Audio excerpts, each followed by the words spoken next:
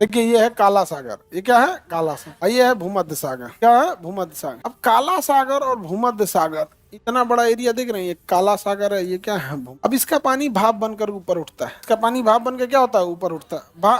पानी हमेशा भाप बनकर ऊपर उठते रहेगा, ठंडी हो या गर्मी हो उससे मतलब नहीं है। बस ये गर्मी में ज्यादा उठेगा, ठंडी में कम उठेगा। ये ठंडी का दिन रहता है तो यहाँ पे पानी भाप बनकर ऊपर उठ रहा होता है। ये बादल बनाना चाहिए यूरोप में, कहाँ बनाना चाहिए यूरोप में, लेकिन पृथ्वी चूंकि घूम रही है, पृथ्वी क्या हो रही है घूम रही है। यहाँ घूमने के कारण एक हवा आती है जिसका नाम है जेट स्ट्रीम। क्या नाम है जेट स्ट्रीम। इसका नाम जेट स्ट्रीम इसलिए रखा क्योंकि हवाई जहाज की रफ्तार से उड़ती है। द्वितीय विश्व युद्ध में अमेरिकी वायुयान के जो पायलट थे उस समय जो जहाज की स्पीड होती थी 350 की स्पीड होती थी, और इन हवाओं की भी स्पीड 350 होती है। तो अमेरिकी जहाजों का रास्ता रोक दिया था इन हवाओं ने। तो अमेरिका को लगा कि लगता है दुश्मन की कोई चाल है, चुंबक सेट कर ले है। बाद में पता चला चुंबक नहीं रहा, हवा है। क्या हवा है, तो इसका नाम क्या रह गया जेट स्ट्रीम। तो जेट स्ट्रीम हवाएं इनको लेके भारत की ओर बढ़ देती है। किधर बढ़ देती है भारत की ओर। जेट स्ट्रीम इन हवाओं को लेके भारत की ओर बढ़ देती है। तो जेट स्ट्रीम तो भारत की ओर आता है, लेकिन अगर ये जेट स्ट्रीम आ गया ना इतना भयानक ठंडा पड़ जाएगा भारत में, ना पागल हो जाएगा आदमी, एकदम ठंड मार देगा। यहाँ भारत को बचाने के लिए यहाँ खड़ा है हिमालय, हिंदुकुश पर्वत। इसी के नाम पर इधर का एरिया का नाम पड़ा है हिंदू, हिंदू नाम पड़ गया। तो बताइए इनको कौन रोक देता है, कौन रोक देता है, हिंदुकुश पर्वत। हिंदुकुश पर्वत इन ठंडी हवाओं को क्या करता है, रोक देता है। न तो आदमी मरिए जाता हो, समझ में आएगी नहीं, कौन रोक देता है। आओ जो बारिश लेके आई थी वो अफगानिस्तान में खूब बारिश करा देती, अफगानिस्तान में खूब बारिश करा देता, और ठंडी के दिन में कुल गेहूं नाश दिया। अफगानिस्तान में गेहूं होता है, कहाँ से मांगता है, भारत। भारत उसको गेहूं पहुंचाता है, समझ में आ गया कि नहीं आ गया। वहां का तो गेहूं का फसल बर्बाद। अच्छा ये हिंदुकुश पर्वत भी कंटिन्यू है, बीच बीच में से कहीं कहीं टूटा फूटा है, बीच में से टूटा, जैसे पूर्वी घाट कैसे है टूटा फूटा। अब उसमें से कुछ मानसून हिल जाता है, अब कुछ मानसून हिल गया, अब घुस गया भारत में, अब घुस गया भारत में चला आया। तो इत्तेफाक से कहिए कि थोड़ा ही सा आया रहता है, अब पंजाब में बरस जाता है। कहाँ बरस जाता है, क्योंकि वो हिंदुकुश पार किया ना तो पूरा पाकिस्तान पार करते करते उसका पूरा पानी खत्म हो जाता है, पूरा पानी क्या हो जाता है, खत्म हो जाता है। और तब वो प्रवेश करता है भारत में, और कहाँ बरसाता है, पंजाब। कहाँ बरसाएगा, पंजाब में कराएगा, थोड़ा सा बारिश कराएगा, जिस वजह से पंजाब के लिए अच्छा साबित होता है और अफगानिस्तान के लिए खराब साबित हो जाता है। क्योंकि अफगानिस्तान में हुमच के बरसा देता है, कुल गेहूं नाश जाता है, और हमारे यहाँ वृष्टि छाया है तो हमारे यहाँ थोड़ा सा बारिश होता है। और कहाँ होता है, पंजाब में। अब पंजाब में उस समय गेहूं की फसल बोई रहती है, और गेहूं की फसल को ज्यादा पानी नहीं चाहिए, गेहूं की फसल को ज्यादा पानी नहीं चाहिए। समझ में आ रहा है कि नहीं आ रहा है, ज्यादा पानी चाहिए कि कम। गेहूं को फायदा हो गया कि नहीं हो गया। इसीलिए पंजाब के लोग इस बारिश को टॉनिक कहते हैं। क्या कहते हैं, टॉनिक। टॉनिक का मतलब होता है तनी सा पियो अब फायदा करेगा ज्यादा, तनी सा पियो अब फायदा करेगा ज्यादा, टॉनिक। तो बताइए गेहूं है रवि फसल, जो ठंड में बोई जाती है उस फसल को कहते हैं रवि फसल। तो रवि फसल का टॉनिक बोलते हैं, इस बारिश को रवि फसल का क्या कहता है, टॉनिक, रवि फसल का टॉनिक। अब ये मानसून आगे की ओर भी बढ़ने लगता है, आगे की ओर बढ़ेगा कि नहीं बढ़ेगा, हम इस वाले नक्शा में अब देते हैं। तो बताइए ये पर्वत, हिंदुकुश पर्वत, और जो जेट स्ट्रीम लेके आ रही थी उसे हम लोग कहते हैं वेस्टर्न डिस्टर्बेंस। क्या कहेंगे, वेस्टर्न डिस्टर्बेंस। वेस्टर्न डिस्टर्बेंस से ज्यादा वर्षा कहाँ होती है, अफगानिस्तान। कहाँ होगी, और जहां थोड़ा मोड़ा टूटा फूटा है वहां से तो हिल जाएगा। और इस बार कौन रोक लिया, अरावली। इस बार रोक लिया अरावली। इस बार अरावली समानांतर है नहीं, इस बार अरावली वृष्टि छाया में है। इस बार कौन रोक लिया, अरावली। और अरावली बारिश करा देता है। इस वजह से वहां मरुस्थल में भी कीकर के पेड़ और कुछ झाड़ियां उग जाते हैं। हालांकि ज्यादा बारिश तो होगा नहीं, क्यों, वृष्टि छाया है, और जो बच के निकला है बस वही है। अच्छा किसी दिन मान के चलिए वेस्टर्न डिस्टर्बेंस ज्यादा हाइट से निकल गया और हिंदुकुश को पार कर गया, और पाकिस्तान चूंकि इतना चौड़ा देश है 600 किलोमीटर पार करने में वो नीचे हवा बैठ गई, और तब अगर बैठ के अरावली से टकरा गई तो राजस्थान में बारिश ज्यादा हो जाएगा। एक बार बाढ़ आ गया था राजस्थान में, क्या हो गया था, बाढ़ आ गया था।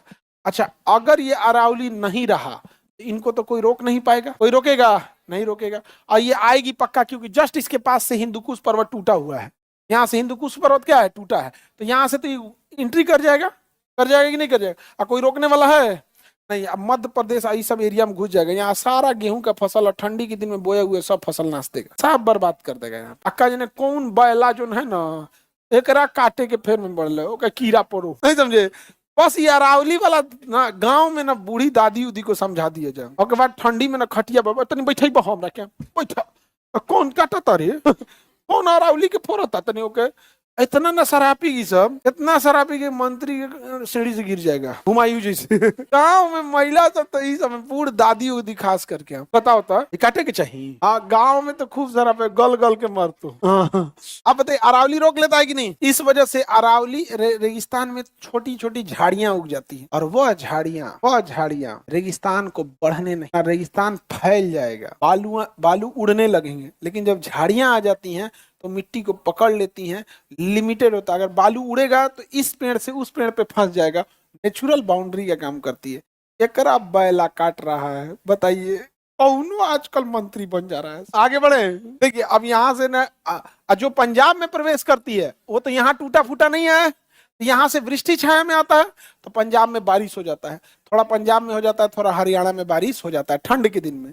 कब आता है? ठंड दिसंबर में। कब? दिसंबर। यहीं पे गेहूं बोया रहता है, तो बाकी यूपी बिहार के किसान गेहूं में एक बार पानी देने भी जाते हैं। पंजाब वाला ना ना ना, बस ज्योग्राफी हमारा काम पूरा कर देगा। अब पंजाब में फसल हो जाती है। अच्छा, अब इन हवाओं की रफ्तार तो बहुत धीमी हो गई है, ये धीरे धीरे चलती हैं आगे की ओर। तो यूपी बिहार में भी थोड़ा थोड़ा बारिश कराती है जनवरी में। कब कराएगी? जनवरी, क्योंकि इनको रोकने वाला कोई है नहीं। राजमहल की पहाड़ी पे आके अपना दम तोड़, राजमहल की पहाड़ी पे आके अपना दम तोड़। इसलिए देखिएगा जनवरी का महीना आने दीजिए, आपको एक दो दिन बारिश देखने को मिलेगा, और इतना कम बारिश होगा कि आप कंफ्यूज हो जाएंगे, बारिश हुआ है कि ओस गिरा है। आप गौर करके देखिए वृष्टि छाया में बारिश कितनी होती है, ऐसी होती है, ज्यादा तो मूसलाधार होगी नहीं। आप कहेंगे बारिश हुआ है कि ओस गिरा लो, समझ में आएगी नहीं आ गया? ठंड भयानक हो जाता है।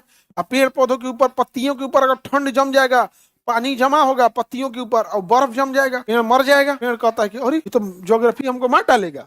जितना घना पेड़ होगा उसमें पत्तियों पे पानी जमेगा, अब पानी जमेगा तो बर्फ जमेगा और ठंडा से पेड़ मर जाएगा। पेड़ कहता है कि अच्छा पत्ती गिरा दो, तो ठंड में भी एगो पतझड़ आता है, देखिएगा पूरा पत्ती झड़ जाएगा, एकदम टकला हो जाएगा। जा हम लगेबे नहीं करेंगे, बालू ऐसा ही रहेंगे। पेड़ के नीचे देखेंगे खूब पत्तियां गिरी रहेंगी। अब वो पत्तियां काम कर देती हैं छोटे जानवरों के लिए, उस पर बैठने के काम कर देते हैं, क्योंकि डायरेक्ट जमीन पे बैठेंगे मार देगा ठंडा उन लोग को, क्योंकि उनका सारा लंग्स वाइटल ऑर्गन नीचे ही होता है।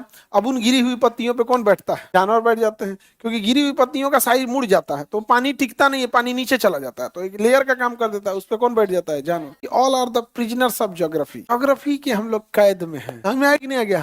अब पकड़ो लिए को थूर रहा है, मध्य प्रदेश वाले का कुल रबी फसल नाश हो जाएगा। समझ में आ गया कि नहीं आ गया? अफगानिस्तान वाले को गेहूं हम लोग पहुंचाते हैं, अब मध्य प्रदेश वाले को पहुंचाएंगे लोग। अच्छा, ज्योग्राफी नहीं पढ़ा है आप लोग को, हम मैप मानसून पढ़ा दिए, आप बताओ आपको हम पावर देते हैं, क्या आप काट देंगे अरावली? इतने राज्य बर्बाद होंगे, दिल्ली मरुस्थल बनेगा, उत्तराखंड में भयानक बादल फटेगा, अरावली नहीं रहेगी तो जो आने वाली हवाएं हैं मध्य प्रदेश में घुल जाएगी, रबी फसल बर्बाद हो जाएगा।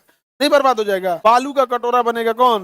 दिल्ली। राजस्थान जयपुर तक मरुस्थल चलाएगा, पूरा राजस्थान क्या आ जाएगा? मरुस्थल ही हो जाएगा। आज ने काम मिले काटेगा। अरे ढेर शौक है तो तुम जाओ ना इधर को, तनी काट के देखो गुजरात वाले से, गुजराती बड़ी मार मारेगा सो, गुजराती बहुत समझदार होता है सो। तनी कौन है गिर पर्वत काटेंगे, बब्बर शेर छोड़ देगा सो वहीं। गुजराती बहुत समझदार होता है, वो नहीं काटने देगा। कहाँ हमारा काटोगे?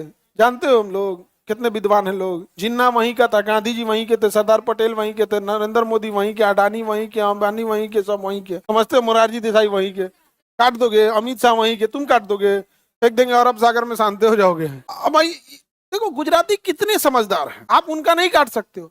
इतने गुजराती सेंसिटिव इस मामले में, वहां बब्बर शेर गिर में सड़क पे घूमने निकल जाता है, लोग अभ्यस्त हो गए, साइड हो जाते हैं, लेकिन कभी वो जंगल नहीं काटे। ये समझदार हैं वो गुजराती। हम कहते हैं आप लेसन सीखो उनसे। हम लोग मुंह देख रहे हैं, हम लोग को पूछने वाला कौन है? मजदूरी तो करना है, कहीं कर लेंगे, ढेला फोड़ना है।